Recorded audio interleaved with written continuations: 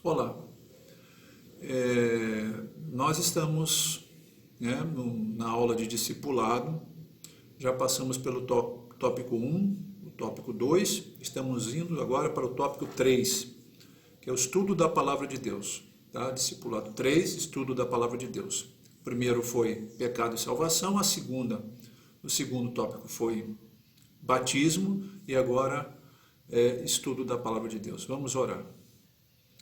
Obrigado, Pai, pela Tua graça, misericórdia e amor. Obrigado porque até aqui nos ajudou o Senhor. Que o Teu Espírito ilumine os nossos corações a fim de que compreendamos a Tua vontade.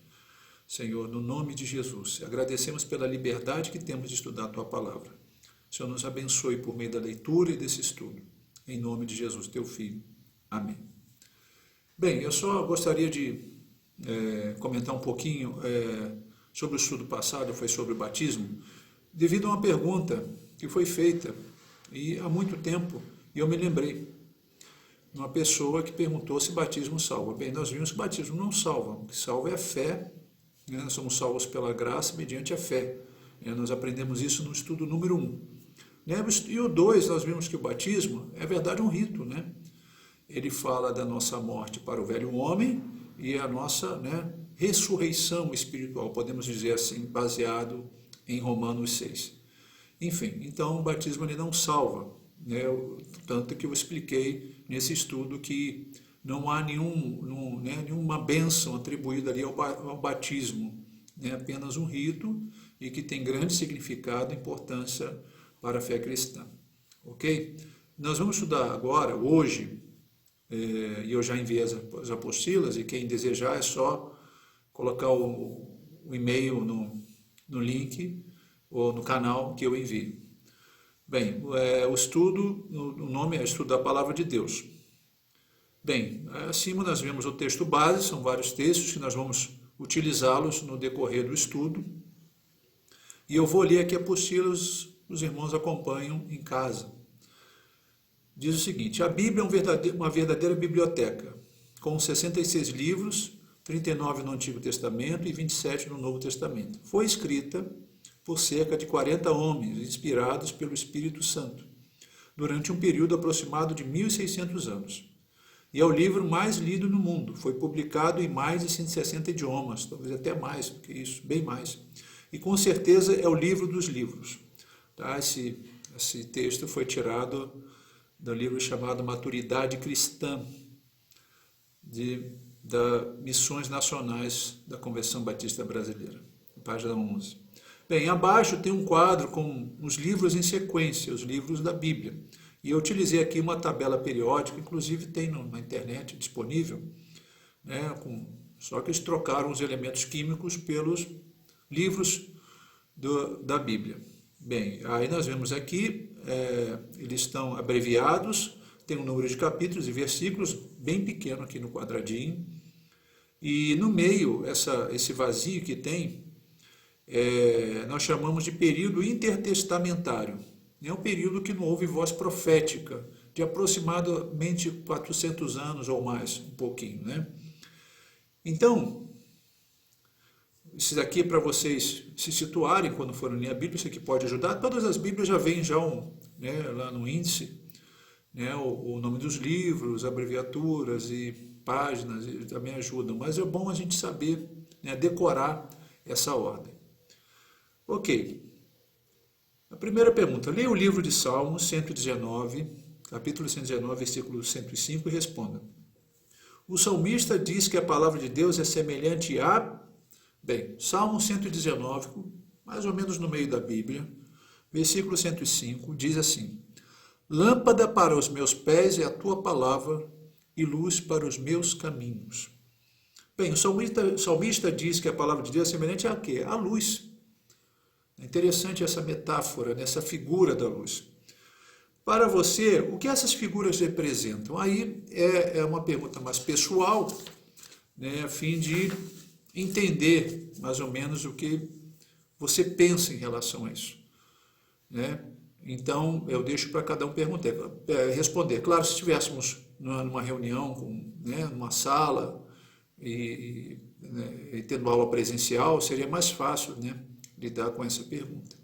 Ok, mas continuando aqui na página 2, diz o seguinte: a palavra de Deus oferece luz para o caminho, é quase que uma resposta, né? Isto é, passo a passo e também ao longo da nossa caminhada, o curso da vida. Em outras palavras, a palavra de Deus é o parâmetro para a nossa vida.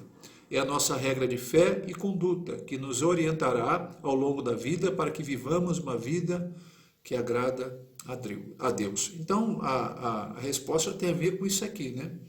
Essa luz que ilumina a nossa vida, ela é o parâmetro para a nossa vida, é o modelo, né? É a nossa regra de fé e conduta. Muitas pessoas consideram a Bíblia como um livro comum, escrito por homens, como qualquer outro livro. Você concorda com isso? É mais uma pergunta pessoal. Essa aqui é mais para entender o que as pessoas acham. Às vezes as pessoas entram na igreja, começam a estudar, mas ainda, né, sem certa convicção. Às vezes as pessoas começam a fazer estudos e nem se converteram ainda. Mas é interessante saber o que elas pensam. Bem, apóstolo Pedro revela que a Bíblia é um livro diferente dos demais. Leia 2 Pedro, vou abrir aqui em 2 Pedro. 2 Pedro é Novo Testamento, já para o final da Bíblia, depois de Tiago, né? E antes das cartas de João. Capítulo 1, versículo 20, 21. Diz o seguinte: sabendo primeiramente isto, que nenhuma profecia da Escritura provém de particular elucidação. Porque nunca, jamais qualquer profecia foi dada por vontade humana. Entretanto, homens santos falando da parte de Deus, movidos pelo Espírito Santo. Bem, nós vemos aqui que não é, né, uma interpretação própria do homem, particular, de forma alguma. E a pergunta é a seguinte: o que difere a Bíblia de um livro comum? É o que nós vemos aqui. Provém de Deus, inspirada, movida pelo Espírito Santo, uma inspirada, né, pelo Espírito Santo. E é o que difere a Bíblia do livro comum. E o livro comum é o homem, né? É o homem, é aquela inspiração humana, não tem nada a ver com a inspiração ali né, concedida pelo Espírito Santo. Mas um homem com suas ideias e pensamentos vai lá e escreve, bem diferente. Ok? Então aqui são homens, é verdade, homens escreveram, mas movidos pelo Espírito Santo, né? Movidos pelo Espírito Santo. Paulo escreveu a Timóteo, seu filho na fé, ensinando o quanto é útil a palavra de Deus. Você poderia ler Timóteo, 2 Timóteo, capítulo 3, versículo 16. 2 Timóteo, segunda carta de Timóteo, a Timóteo, capítulo 3, versículo 16. E destacar, né, continuando aqui, destacar as palavras que revelam a utilidade dela para os crentes. Versículo 16, 3,16. Toda a Escritura é inspirada por Deus e útil para o ensino, para a repreensão, para a correção, para a educação na justiça. Vamos ver aqui a utilidade da palavra. Ela diz o seguinte: diz que ela é útil para o quê? Para o ensino, para a repreensão, para a correção e para a educação na justiça. Então são essas palavras que devem ser destacadas aqui.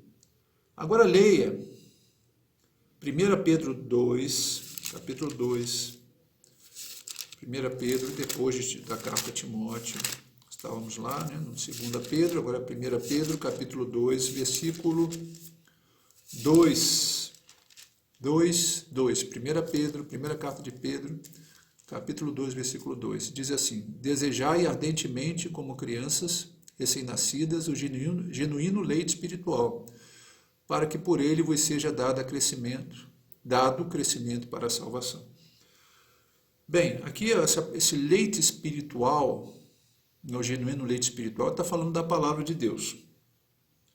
Né? Então, a pergunta é, além de alimento, a palavra de Deus serve para o nosso, e está lá, né? Vos seja dado crescimento para a salvação. Então, crescimento para a salvação é a resposta dessa pergunta. Tem, além de alimentar, ela visa o crescimento do cristão.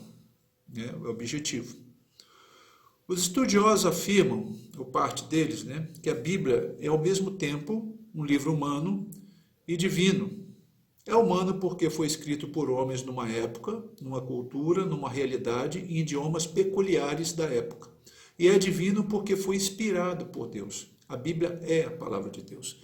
Então, quando eu falei que difere dos livros comuns, ela é inspirada por Deus, mas ela foi escrita há muito tempo atrás, né, numa cultura diferente, num idioma diferente, né, pessoas que tinham um pensamento diferente do nosso, então era um contexto completamente diferente. Nesse sentido, ele diz que ela é humano e divino, é nesse sentido somente. Por isso que existem algumas expressões difíceis para nós. Até a tradução, né, foi bem difícil por causa de algumas palavras que nós não encontramos no português. Então, aí você vê a dificuldade. Coloquei aqui, por essa razão, precisamos ter o máximo de cuidado ao ler a Bíblia e, quando necessário, buscar o auxílio de alguém mais experiente. Ao ler a Bíblia, aqui eu dou algumas recomendações, né? Ao ler a Bíblia, siga as orientações abaixo.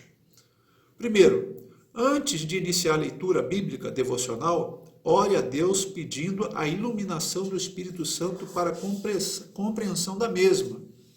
Se a palavra dele, é ele que pode abrir nosso coração, nos dar compreensão do texto bíblico. Nós temos que fazer isso uma atitude de devoção, de oração, reverência a Deus. Segundo, procure ler a Bíblia todos os dias. Separe um tempo e um lugar agradável para isso. 3, é a terceira recomendação. Comece pelos evangelhos. Geralmente eu sugiro o evangelho de Mateus, por ser bem organizado e conter o Sermão do Monte. Fala ali do nascimento de Jesus, né, do início do seu ministério. Né? Cada evangelho ele narra a vida de Jesus, mas uma ótica diferente.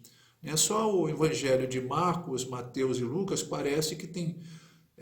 nós chamamos, até dizemos isso, né, que falam assim, tem a mesma ótica ali, né, dentro de uma mesma ótica, né, por isso que encontramos algumas passagens bem semelhantes nos três evangelhos. Já do João, não.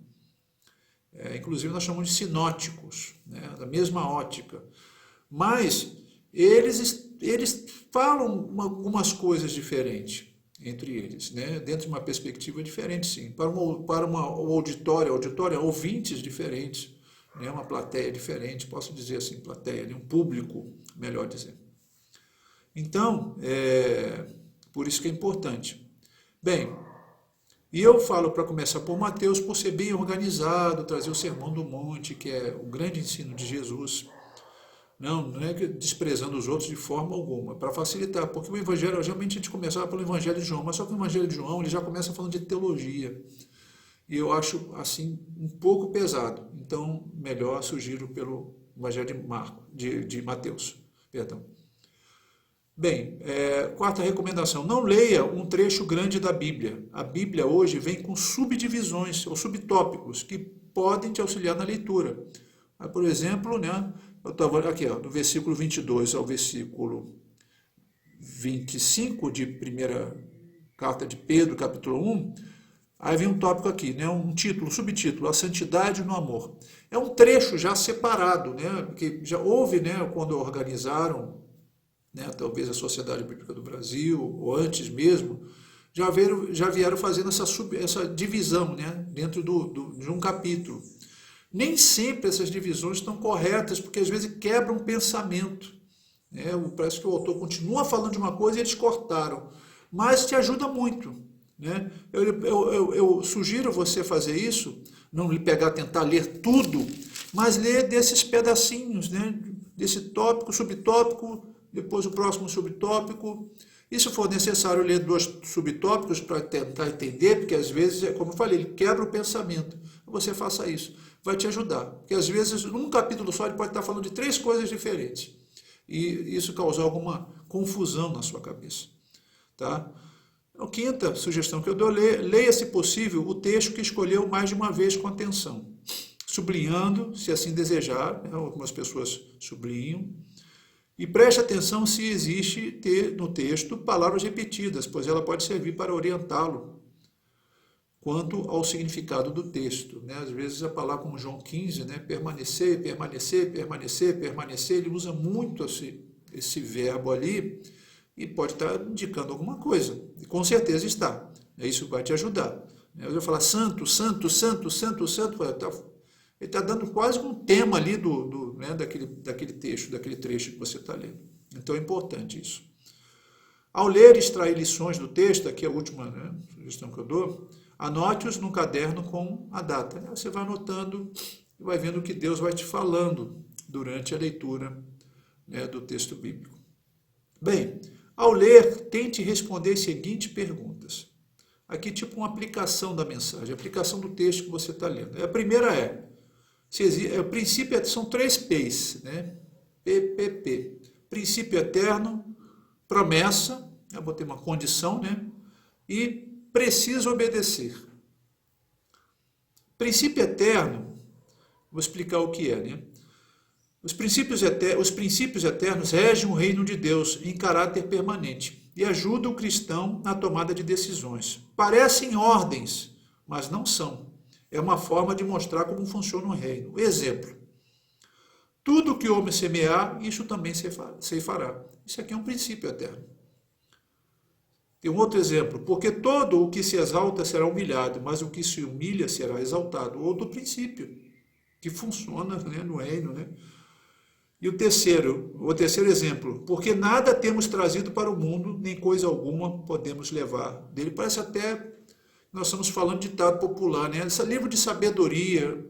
Às vezes, eu conversando com as pessoas, a gente vê as pessoas falando isso aqui, né? E é bíblico. Né? Por quê? Isso aqui é um princípio eterno. Promessa. Né? São 3 P's, né? Princípio eterno, promessa. Promessa, geralmente as promessas são fáceis de identificá-las e na maioria das vezes estão condicionadas. Isso aqui você tem que prestar atenção. Exemplo: quem crer em mim, aqui é João 7,38. Quem crer em mim, aqui, condição: quem crê em mim, como diz a Escritura, do seu interior fluirão rios de água viva. Condição: quem crer em mim. Qual a promessa? Do seu interior fluirão rios de água viva. João 7,38. Salmos 37,5. Entrega teu caminho ao Senhor, confia nele e o mais ele fará. Qual a promessa aqui? A promessa é o mais ele fará. Mas qual é a condição? Entrega teu caminho ao Senhor e confia nele. Então existe uma condição para essa promessa. Então você tem que observar que geralmente as promessas elas têm uma condição. Não são todas. Terceiro P, preciso obedecer. Né? Ele ordena, Senhor, manda, proíbe, a fim de nos conduzir como filhos amados à maturidade. Exemplo, né, de ordens. Ameis uns aos outros assim como eu vos amei. Está lá em João 13,34. Né? Então, é uma ordem. Outra, Efésios 4,25. Por isso, deixando a mentira, fale cada um a verdade com seu próximo. Então, é uma ordem. É preciso obedecer. Com isso, se ele está falando em amar, né, então eu não posso sentir nenhum ressentimento, nenhuma amargura em relação a alguém. Tem que perdoar, porque o perdão é fruto do amor. E quando ele fala aqui, por isso deixando a mentira, fale cada um a verdade com o seu próximo, então, abandonar a mentira é falar a verdade. Né? Paulo trabalha de forma interessante nesse texto. Abandonar a mentira, e tudo quanto é tipo de mentira, às vezes é uma pequena, né? Às vezes queremos evitar problemas e mentimos, mas a Bíblia manda abandonar a mentira e todo tipo de mentira, porque Satanás é o pai da mentira. Ok? E Jesus muitas vezes é chamado de a verdade da Bíblia. Bem, eu deixei só um texto aqui para o final, para trabalharmos essa questão da leitura e da aplicação dela, que está lá em Mateus 5, para finalizar, 43 a 48. Bem, nós lembra que eu falei aqui que é os 3 P's, né? É isso aqui que nós vamos fazer agora na prática. Mateus 5, do versículo 43 a 48. Bem, o texto começa com um subtítulo. Pelo menos na minha Bíblia está escrito do amor ao próximo. Dependendo da versão, o título pode ser outro. Talvez tenha versão que nem haja título, né? Subtítulo. Mas enfim, está escrito do amor ao próximo. E o texto diz o seguinte: ouviste o que foi dito, amarás o teu próximo e odiarás o teu irmão. Eu, porém, vos digo, amai os vossos inimigos e orai, pelos que vos perseguem, para que vos torneis filhos do vosso Pai Celeste. Porque ele faz nascer o seu sol sobre maus e bons, e vi chuvas sobre os justos e injustos. Porque se amardes os que vos amam, que recompensa tendes? Não fazem os publicanos também o mesmo? E se saudardes somente os vossos irmãos, que fazeis demais? Não fazem os gentios também o mesmo? Portanto, sede vós perfeitos, como perfeito é o vosso Pai Celeste. Gentios aqui são os povos não judeus. Bem, existe algum princípio eterno? Não. Eu risquei aqui. Alguma promessa? Deus não está fazendo promessa nesse texto. Existem apenas ordens, né? Que ele nos deixa aqui. E a ordem é que é amar os nossos inimigos. E orar por aqueles que nos perseguem, né? Aqueles que se opõem a nós.